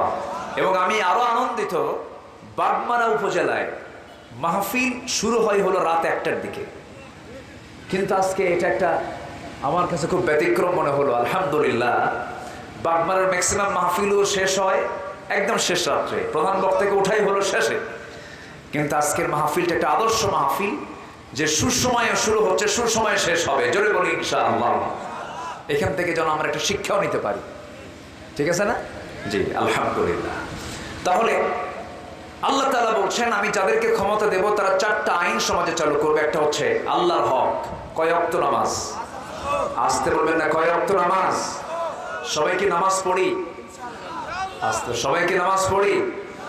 কি বাৎসরিক, বাৎসরিক, মাসিক, সাপ্তাহিক? তাহলে ইয়ারলিও নয়, মান্থলিও নয়, উইকলিও নয়। আল্লাহ দেখতে চান ডেইলি, দৈনিক 5 ওয়াক্ত নামাজ। আসল মুসল্লি কি ইয়ারলি না ডেইলি? বলেন, বাৎসরিক, বাৎসরিক না দৈনন্দিন? আমরা দৈনন্দিন নামাজ পড়বো। কয় ওয়াক্ত? আসতে বলবো না, কয় ওয়াক্ত? যদি কারো ফজর দিয়ে দিন শুরু হয়, আল্লাহর কসম করে বলি, ফজর দিয়ে যার দিন শুরু হবে সেই দিনের সকল কল্যাণ বরকত আল্লাহ তার মধ্যে ঢুকায় দিবে। ফজরের আগ দিয়ে প্রত্যেক বান্দার কাছে শয়তান ওয়াসওয়াসা দেওয়ার জন্য আসে। সহিহ হাদিস, কিন্তু আমি বানিয়ে বলছি না। ফজরের আগ দিয়ে শয়তান চলে আসে, এসে সেটা ওয়াজ করে। রাসূল বলছেন, আলাইকা লাইলুন তাওয়িল। শয়তান বলে, আলাইকা লাইলুন তাওয়িল, তোমার জন্য রাতটা অনেক লম্বা, তোমার জন্য রাতটা অনেক লম্বা। এরকম করে কেন ওয়াজ করে? আমার রাসূল বললেন, সেই সময় বান্দা তুমি যদি শয়তানের ওই ওয়াসওয়াসা থেকে বাঁচতে চাও, শয়তান সেই সময় আরো 3টা গিট লেগে দেয়, 3টা গিট মেরে দেয়, 3টা বাঁধন দিয়ে দেয়। গিট মারা পর্যন্ত এলাকে কি বলে এটা? গিরা মারা। হ্যাঁ, গিরা মারা অর্থাৎ গিট মারা। আপনাদের রাজশাহী জেলার কিন্তু সব থানার ভাষা কিন্তু একরকম না। লালপুরের ওইদিকে যে চারঘাট, আর কি আছে যেন ওইদিকে বাঘা, চারঘাট, ওই দিকের মানুষ কিন্তু এক ভাষায় কথা বলে, বাগমার আরেক ভাষায় কথা বলে, পুঠিয়া একটু আলাদা ভাষায় কথা বলে। রাজশাহী কোথায় যাচ্ছ গো, একটা আলাদা টান মারে। আবার ওইদিকে আপনি চাপায়ের দিকে যাবেন, ওইদিকে তো আবার তালিবুর শোনায়, ওরা সালাম দিতে নিয়ে উল্টা পাল্টা, আসসালামু আলাইকুম, আগে সালাইয়ের পরে দুলাভাই, তাই না? হ্যাঁ হ্যাঁ, চাপাই না? আচ্ছা আচ্ছা, একটু টান কম বেশি হয়ে যায়।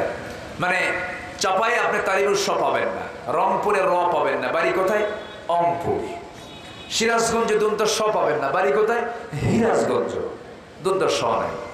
আবার ওইদিকে নোয়াখালীতে যাবেন, প পাবেন না, প শব্দই না, প শব্দ আউট। পানিকে ওরা হানি বলে, আল্লাহ পাক হয় না, আল্লাহ ফাক, মানে পাক শব্দটা ওরা বলতে পারে না, এটা ওদের আঞ্চলিকতার কারণে তাদের হয় না। চিটাগাং তো কোনো কথাই নাই, ওরা যখন গল্প করে মনে হয় গন্ডগোল লাগছে। ওদের ভাষা মালাকুল মউতেরও বোঝা কঠিন, এত মানে জাস্ট কথার কথা বলছে, এটা রূপক অর্থে বলছে, আবার এটাকে আপনার দলিল হিসেবে নেবেন না। তো এই ভাষাগুলো কে দিয়েছেন বলেন তো, বলতো? আসতে বলেন, ভাষাগুলো মূলত কে দিয়েছেন? আল্লাহ দিয়েছেন। কিন্তু বড় আশ্চর্যের বিষয়, শুধু বাংলাদেশ নয়, গোটা পৃথিবীতে আঞ্চলিকতা বাদে গোটা পৃথিবীতে আছে প্রায় 4,500 ভাষা। সুবহানাল্লাহ বলবেন না? তাহলে 750 কোটি মানুষের দুনিয়ায় 4,500 ভাষা আছে। এই 4,500 ভাষার মানুষ সব হজ করতে গেলে কোন জায়গায় যায়? কোথায় যায়? মক্কায় যায়, কাবায় যায়। কাবায় কি করতে হয়? তোয়াফ করতে হয়। তোয়াফ ছাড়া কি হজ হবে? সাই ছাড়া হজ হবে? হবে না। তোয়াফ করতে গিয়ে যখন নামাজের সময় হয়, তখন ইমাম নামাজে দাঁড়ায়। 4,500 ভাষার মানুষ সেই এক ইমামের পেছনে দাঁড়ায় নামাজ পড়ে। বোঝে কি বোঝে না? আসতে করে বোঝে কি বোঝে না? শোনে কি শোনে না? মজা পায় কি পায় না? এক হাজি গেছে সৌদিতে, কোথাও ভাষা বোঝে না, মানে তার কাছে মনে হচ্ছে হারে আমার ভাষা কেউ বোঝে না। দেশে এসে বুড়া চাচা বন্ধুর কাছে গল্প করে, বন্ধু এমন দেশে গেছিলাম যে দেশে কোথাও বাংলা পাইলাম না, শুধু 2 জায়গায় বাংলা পাইছি, আজান যখন দিল আর নামাজ যখন শুরু করলো। কি কথা কি বুঝতেছেন আপনারা? সূরা ফাতিহা যখন কইছে আর আজান যখন দিল তখন মনে হলো যে আমার কাছে বাংলা মনে হলো। অর্থাৎ এটা বোঝা গেল কোরআনের ভাষা হলো পৃথিবীর সকল মানুষের জন্য সহজের ভাষা। যেরকম সুবহানাল্লাহ, আল্লাহ প্রত্যেক জিহ্বার সাথে এটাকে ব্যালেন্স করে দিয়েছেন। আল্লাহু আকবার বল।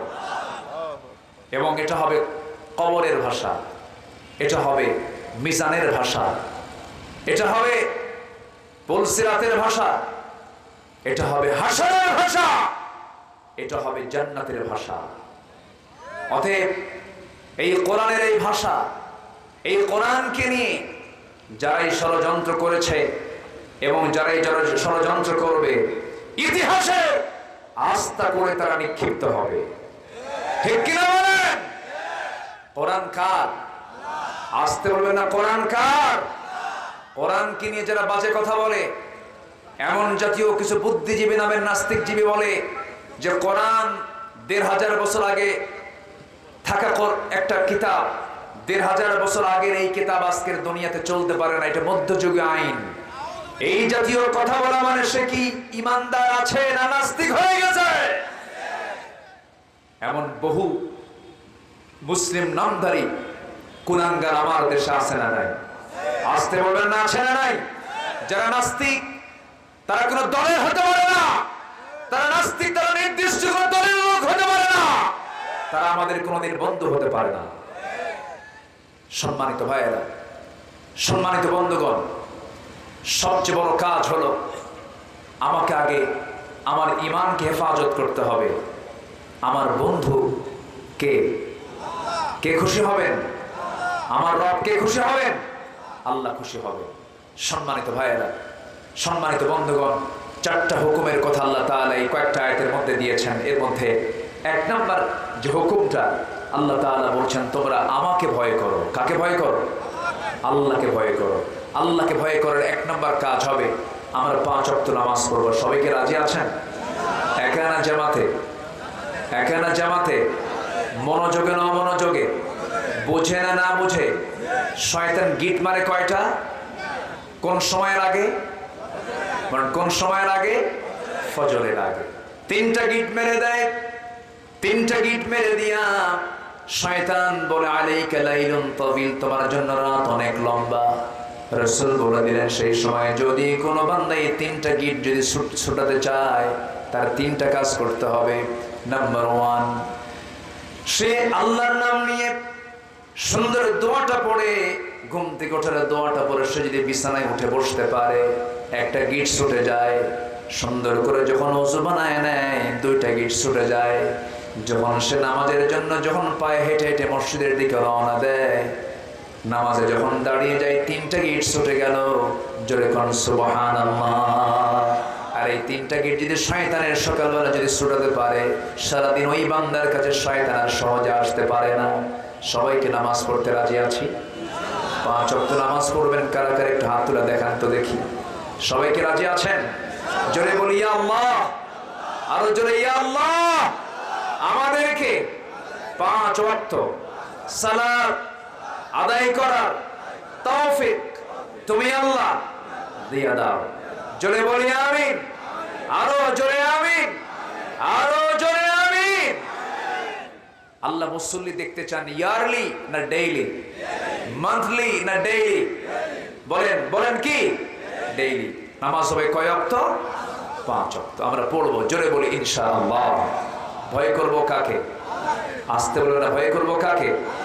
ভয়টা কি জানেন? সাইয়েদনা ওমর ফারুকের নাম সবাই শুনছেন তো?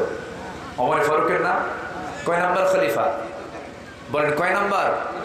ইসলামের খলিফা কয়জন? বলেন কয়জন? 4 জন। এর মধ্যে 2 নাম্বার কে? 1 নাম্বার আবু বকর। এগুলো কি মুসলমানদের জানা কম দরকার না বেশি দরকার? বেশি দরকার। ইসলামের চর্চা, ইসলামের যে কালচার গুলো, এগুলো জানা দরকার আমাদের। অনেকদিন আগে এক মাহফিলে বললাম ওমরে ফারুককে চিনেন কে? সামনে থেকে একটা ছোট্ট ছেলে দাঁড়ায় বলে হুজুর আমি চিনি। কে? আমাদের বাড়ির দোতলায় ভাড়া থাকে। মানে ও ছোট মানুষ তো, ওর ব্রেনে যা আসছে। আমি বললাম তুমি 100-তে 100 পাইছো। সাইয়েদনা ওমর সে ওমর নয়, অর্ধ দুনিয়ার শাসন করত, অর্ধ দুনিয়া, যাকে দেখে রোম পারস্য থরথর করে কাঁপত। যিনি গোটা অর্ধ দুনিয়া শাসন করেছেন, তার যে এরিয়াটা ছিল এখন প্রেজেন্ট ওয়ার্ল্ডে, তাতে 40টা রাষ্ট্র গঠিত হয়েছে। কয়টা রাষ্ট্র? 40টা রাষ্ট্র। সাইয়েদনা ওমর ফারুক রাদিয়াল্লাহু তাআলা আনহু তাকওয়া কাকে বলে দেখে, তিনি একদিন তার পরিবারের জন্য কলসিতে করে কূপ থেকে পানি তুলে মাথায় করে আনতেছেন। কিসে করে? মাথায় করে, কলসিতে করে মাথায় করে নিয়ে আসতেছেন। হঠাৎ করে একজন প্রশ্নকারী তার সামনে দাঁড়ায় গেল। দাঁড়িয়ে গিয়ে বলতেছে, খলিফা ওমর ফারুক, আমার একটা জিজ্ঞাসা ছিল। বলো। কে? মাথায় কলসি, আমি জিজ্ঞাসা করি কেমনে, দয়া করে মাটিতে নামান। উনি করলেন কি, মাথার কলসিটা মাটিতে নামায়া উনি হাঁটুতে রাখলেন। কোথায় রাখলেন? হাঁটুতে। হাঁটুতে রেখে বললেন, কি প্রশ্ন বলো। প্রশ্নকারী বলে ফেললেন, সাইয়েদনা ওমর, মাথায় ছিল সেটাই তো সহজ ছিল, আপনি হাঁটুতে রেখে আপনার কষ্টের পরিমাণটা বেড়ে গেল, দয়া করে মাটিতে রাখলে ভালো হয়। সঙ্গে সঙ্গে ওমর ফারুক বলছেন, প্রশ্নকারী, ঠিক আছে, সহজ বিষয় তুমি মনে করলে, কিন্তু আমার কিছু জটিল মনে হচ্ছে। কেন? এই যে কলসিটা আমি মাথায় নিয়েছি, আমি আমার হাঁটুতে রেখে মাটিতে নামাচ্ছি না, এই জন্য মাটিতে এই জন্য রাখতেছে না, এই জন্য কারণ এই জমিনটা আমার নয়। এই জমিনে যখন এই কলসি যখন আমি রাখতে যাব, কলসির তলা হলো ভিজা। এই জমিনে রাখার সঙ্গে সঙ্গে এই জমিন থেকে কিছু মাটি কলসির তলায় লেগে যাবে। আর এই যে তলায় লেগে গেল, এতটুকু মাটি আমি যদি এখান থেকে নিয়ে চলে যাই, এই জমিওয়ালা কিয়ামতের দিন আমার বিরুদ্ধে মামলা দায়ের করবে। আমি কেমন করে জবাব দেব? আমি কেমন করে তার জবাব দেবে? এই জন্য আমি কলসিটা মাটিতে রাখতেছি না, কলসির তলা ভেজা হওয়ার কারণে। সাইয়েদনা ওমর ফারুক তার শাসনামলে, তার বাইতুল মালে, তার রাষ্ট্রীয় খাজানায় গোদামের ভিতরে কিছু খাদ্য চলে আসছে, কিছু খেজুর চলে আসছে, কিছু আপেল চলে আসছে। সেই খেজুর আপেলগুলো তিনি বন্টন করবেন। বন্টন শুরু হয় নাই, বন্টনের আগে তার ছোট্ট ছেলে সাইয়েদনা ওমর ফারুকের সামনে আসলেন। এসে বাপকে না বলেই করলেন কি, একটা আপেল তার হাতের মধ্যে উঠায় নিলেন। আপেলটা যখন ছোট্ট ছেলে উঠায় নিয়েছে, মুখের মধ্যে নেওয়া মাত্রই ওমর ফারুক খেপে গিয়ে রেগে গিয়ে ছেলেটার মুখের মধ্যে নখ ঢুকায় দিয়া আপেলটা বের করে বলছে, বাজান, রাগ করিস না, যা তোর মার কাছে চলে যায়, আপেল তোর খাওয়া যাবে না। ছোট্ট ছেলেটা কান্নাকাটি করে মার কাছে গিয়ে বলতেছে, মা, আব্বা আমার মুখ থেকে আপেলটা খুলে নিয়েছে, বের করে নিয়েছে, আমাকে খেতে দেয় নাই। সাইয়েদনা ওমর ফারুক রাদিয়াল্লাহু তাআলা আনহু বাড়ির মধ্যে ঢুকলেন। ঢোকা মাত্র স্ত্রী বলছেন, স্বামী আমার, খলিফাতুল মুসলিমিন, আপনি মন খারাপ করবেন না, বিচার সঠিক করবেন, ভালো কথা, কিন্তু ছোট্ট এই বাচ্চাটা একটা আপেল নয় মুখে দিয়েছে, সে আপেলটা মুখ থেকে বের করার কি দরকার ছিল?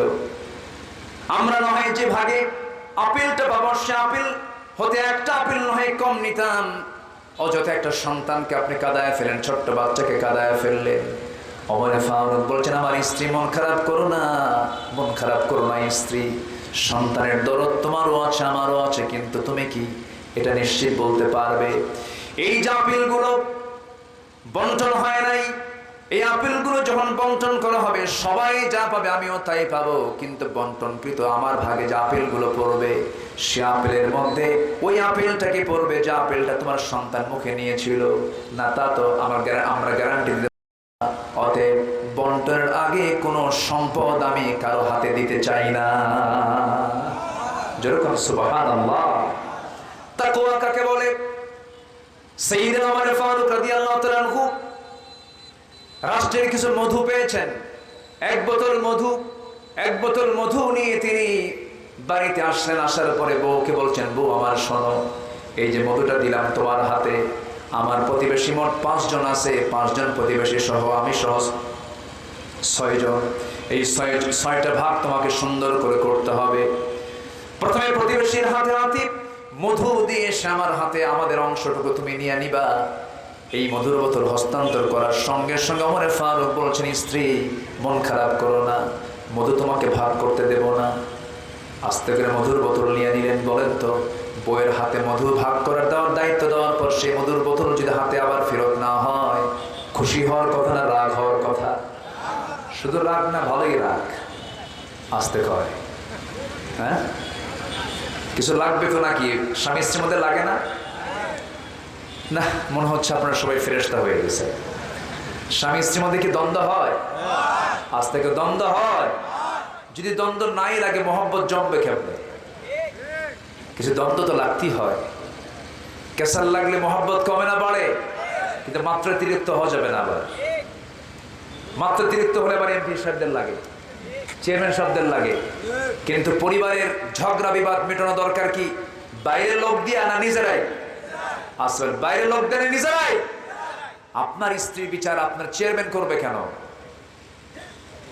আপনাদের ভুল সংশোধন করার জন্য অন্যকে রাখতে হবে কেন? এর মূল কারণ হলো নিজেদের মধ্যে সে দ্বীনের জ্ঞানটুকু নাই, বুঝটুকু নাই। সম্মানিত ভাইয়েরা, গন্ডগোল করতে করতে এক পর্যায়ে তালাক পর্যন্ত দিয়ে দেয়। তালাক দিয়া রাগের মাথায় তালাক দিয়ে আমাদের কাছে এসে বলে, হুজুর কাম তো সারছে। কি করছো? হুজুর মালয়েশিয়া ছিলাম, মালয়েশিয়া থেকে ভিডিও করে তালাক মারছে 100টা। আছে কোথায়? মালয়েশিয়া। বউ আছে কোথায়? বাংলাদেশ। দেখো কত হাজার মাইল দূরে ভিডিও করে ফোন দিতে দিতে রাগ উঠছে। তালাক দিয়ে বলে, হুজুর কাম সারছে। হুজুর হুজুর আমার মেয়ে বাচ্চা আছে, ছেলে বাচ্চা আছে। হুজুর রাগের মাথায় তালাক দিছে। হুজুর একটা ফতুয়া জিজ্ঞাসা, কি রাগের মাথায় তালাক দিলে কি তালাক হয়? দেখছেন কি ফতুয়াটা জিজ্ঞাসা করবো। আচ্ছা, কেউ কি মহাব্বত করে তালাক দেয়? কেউ কি কার বউকে ডাক দিয়ে বলে, ময়না রাগ করো না, আমি না তোমার তালাক দিলাম? এরকম করে কি মহাব্বত করে তালাক দেয়? তালাকের সম্পর্ক কি মহাব্বতের সাথে না ঘৃণার সাথে? তালাকের সম্পর্ক মহাব্বতের সাথে না রাগের সাথে? রাগের সাথে। অসংখ্য পরিবার আছে তালাক দিয়া আবার সেই বউ কিনে সংসার করে, মানে জিনার সংসার বানায় ফেলেছে তারা। ঠিক কিনা? ভুল বলছি আমি ভুল বলছি? এই রাগারাগি আল্লাহ পছন্দ করেন না। কিছু খুনসুটি হয়, কিছু অভিমান হয়, কিছু রাগ হয়, কিন্তু বউকে পিটানো তো সুন্নতে মুআক্কাদা। সবাই মুসকে মুসকে হাসে। এখানে বউ পেটার স্বামী নাই তো নাকি? এত আছে। হ্যাঁ, প্রসঙ্গ নিয়ে বলছেন, ومن أعرض عن ذكري فإن له معيشة ضنكا ونحشره يوم القيامة أعمى قال رب لم حشرتني أعمى وقد كنت بصيرا। আল্লাহ রাব্বুল আলামিন বলছেন, এই দুনিয়ার জিন্দেগিতে আমার জিকির থেকে যারা নিজেকে গুটিয়ে রাখবে, আমার স্মরণ থেকে, আমার কিতাব থেকে, আমার কোরআন থেকে, আমি আল্লাহ আমার স্মরণ থেকে যারা নিজেকে দূরে রাখবে, আল্লাহ বলছেন আমি তার জন্য কয়েকটা জিনিস আমি তার জীবন থেকে মাইনাস করব। নাম্বার 1 হলো ফাইন্না লাহু মাঈশাতান দানকা, এই দুনিয়ার জীবনটা আমি তার জন্য সংকীর্ণ করে দেব। এই দুনিয়ার জীবনে সে শান্তি পাবে না, আরাম পাবে না। হাজার হাজার কোটি টাকার মালিক, কিন্তু প্রশান্তির কোনো গন্ধ তার মধ্যে থাকবে না। এমন কোটি টাকার মালিক শান্তি নাই, এমন লোক আমার দেশে আছে না নাই? আসতে বলবেন না, আছে না নাই? সপ্তাহে 3-4 বার ডায়ালিসিস করা লাগে, নাম বলবো না আমি। হাজার হাজার কোটি টাকার মালিক, ডায়ালিসিস ছাড়া চলে না। হাজার হাজার কোটি টাকার মালিক, সন্তানগুলো বিভ্রান্ত, সন্তানগুলো মানুষ হয় নাই, সন্তানদের সন্ত্রাসের শিকার হয় বাপ, খোদ নিজেই বাপ নিজ পর্যন্ত এটার শিকার হয়ে যায়। বাড়ির মধ্যে ঢুকলে শান্তি নাই, বাইরে ঢুকলে শান্তি নাই। হাজার হাজার কোটি টাকার মালিক, কিন্তু শান্তি না। আল্লাহ বলছেন যারা আমার জিকির থেকে নিজেকে গুটিয়ে রাখবে, দুনিয়ার জীবন আমি তার জন্য সংকীর্ণ করে দেব, কোথাও সে শান্তি পাবে না। কি কথা কি বোঝা যায়? দেখবেন অনেক গরিবের ঘরে শান্তি আছে, আছে না? আসতে বলে শান্তি আছে না নাই বলেন তো? আছে। গ্রামের লোক বেশি খায় না শহরের লোক বেশি খায়? বলেন বলেন। গ্রামের লোক বেশি খায় না শহরের লোক বেশি খায়? কিন্তু সম্পদ বেশি কাদের? শহরের মানুষের সম্পদের পরিমাণটা বেশি। তারা কোটি কোটি টাকার মালিক, কিন্তু ভাত খেতে পারে না, খাবারের রুচি নাই। ডাক্তার লিমিটেশন করে দিয়েছে। হ্যাঁ, মাইপা খাওয়া। এই তো ফাইন একটা কথা বলেছে। আল্লাহ কয় তুই অগাধ টাকার মালিক হ, কিন্তু তোকে আমি মেপে মেপে খাওয়াবো। 1 গ্রাম, 1.5 গ্রাম, 2 গ্রাম। কথা বোঝেন নাই? খেতে বসে 1000 কোটি টাকার মালিক সামনে 1 কেজি আঙ্গুর নিয়ে বসে, 2 কেজি আপেল নিয়ে বসে, 1 কেজি মিষ্টির প্যাকেট নিয়ে বসে। যখন খাইতে বসে তখন পিএস সাহেব এসে বলে, স্যার আপনি তো বসছেন এতগুলো আঙ্গুর নিয়ে, আঙ্গুর খেতে পাবেন মোটে একটা। মোটে কয়টা? একটা আঙ্গুর আপনি খেতে পারবেন। একটা আঙ্গুর খায় আর এতিমের মতো আঙ্গুরগুলোর দিকে ছায়া থাকে। আরে কপাল রে, খেতে পারলাম না। কি কথা কি বুঝতেছেন আপনি? কিন্তু শহরের মানুষ যখন এরকম করে খায়, গ্রামের মানুষ কি এরকম করে খায়? গ্রামের মানুষ খায় হিসাব কইয়া না লুঙ্গির গিটটা খুইলা, লুঙ্গির গিটা খুলে খায়। স্যার আঙ্গুল কপাল বাদে সব প্যাট। ফজর নামাজ পড়ে বের হয়েছে লাঙ্গল নিয়া, 9টা পর্যন্ত কাজ করে বাড়িতে এসে বউকে বলে, গিন্নি তাড়াতাড়ি গামলা নিয়ে আয়, ডিশ নিয়ে আয়। ঠিক আছে না? এলাকায় কি কয়? গাবলা নিয়ে আয়, গাবলা নিয়ে আয়। সামনে 1 ডিশ 1 গাবলা পান্তা নিয়ে বসলো, 2-3টা পেঁয়াজ নিল আর শুকনা মরিচ নিল। শুকনা মরিচ আর কাঁচা মরিচ 1টা কামড়, আর কাঁচা পেঁয়াজ 1 কামড়। এতগুলো 1 পোয়া খারেক মুখের মধ্যে দিল ভাত তুইলা। 4 মিনিটে গোগ্রাসে গাবলা শেষ। যখন বলা হয় আর কি লাগবে, আরেক গাবলা হলে ভালো হয়। আলহামদুলিল্লাহ বলবেন না? জোরে কোন আলহামদুলিল্লাহ। শান্তি দেওয়ার মালিককে, রিজিক দেওয়ার মালিককে। টাকা থাকলে কি শান্তি আসে? পয়সা থাকলে শান্তি আসে? আল্লাহ বলছেন, তুই আমার জিকির করবি, দুনিয়ার জীবন আমি তোকে প্রশান্তি দেব। তুই আমার জিকির করবি না, আমার কোরআন থেকে তুই দূরে থাকবি, আমার আইন কানুন থেকে দূরে থাকবি, ফাইন্না লাহু মাঈশাতান দনকা, তোর সন্তান তোরে থাপড়াবে। ঠিক কি না? তোর সন্তান ইয়াবা খাবে, তোমার মেয়ে চরিত্রহীনা হবে, তোমার বউ তোমার অশান্তির কারণ হয়ে দাঁড়াবে। তোমার বউকে পর্দার মধ্যে রাখো, তোমার সন্তানকে দিন শিখাও, তোমার মেয়েকে পর্দা শিখাও, তোমার ছোট্ট পরিবারটা হয়ে যাবে জান্নাতের টুকরা। জিকির মানে হলো কার হুকুম মেনে নেওয়া? আসতে বলবেন না, কার হুকুম মেনে নেওয়া? আল্লাহর হুকুম মেনে নেওয়া। আল্লাহ কবুল করুন, জোরে বলি আমিন। আরো জোরে আল্লাহুম্মা আমিন। কষ্ট দিচ্ছে আপনাদেরকে? কষ্ট পাচ্ছেন না তো?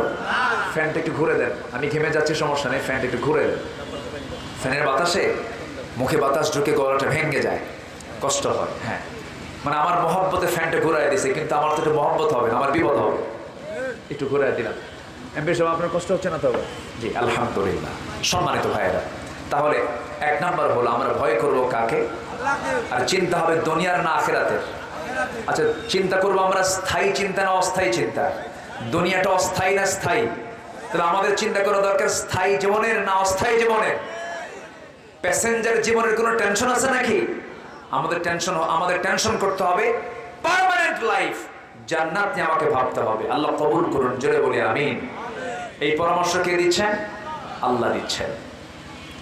আমার বন্ধুগণ, আল্লাহ রাব্বুল আলামিন বলেন, যারা আমাকে ভুলে যাবে আমি তাদেরকে ভুলে যাব, এবং আখিরাতের জিন্দেগি তারা ক্ষতিগ্রস্ত হয়ে যাবে, এবং তাদেরকে আমি আখিরাতে হাসরের ময়দানে আমি তাদেরকে, আজকে যে সূরা থেকে কথা বলছে সেই সূরার নামটাও সূরাতুল হাসর। আল্লাহ তাআলা বলছেন, আমার জিকির থেকে যারা নিজেকে গুটিয়ে রাখবে আমি তাদেরকে দুনিয়ার জীবনকে সংকীর্ণ করে দেব। নাম্বার 2 হলো ওয়া নাহশুরুহু ইয়াওমাল কিয়ামাতি আ'মা, আমি তাদেরকে কিয়ামতের দিন তাকে আমি অন্ধ করে তুলবো। কি করে তুলবো? অন্ধ করে তুলবো, কানা হয়ে উঠবে সে। সেদিন আল্লাহকে প্রশ্ন করবে, ক্বালা রাব্বি লিমা হাশারতানি আ'মা ওয়া ক্বাদ কুনতু বাসীরা, ও আল্লাহ তুমি আজকে আমাকে অন্ধ করে কেন তুলেছ? আমি তো চক্ষুওয়ালা ছিলাম। ক্বালা কাযালিকা তাতকা আয়াতুনা ফানাসিতাহা ওয়া কাযালিকাল ইয়াওমা তুনসা। আল্লাহ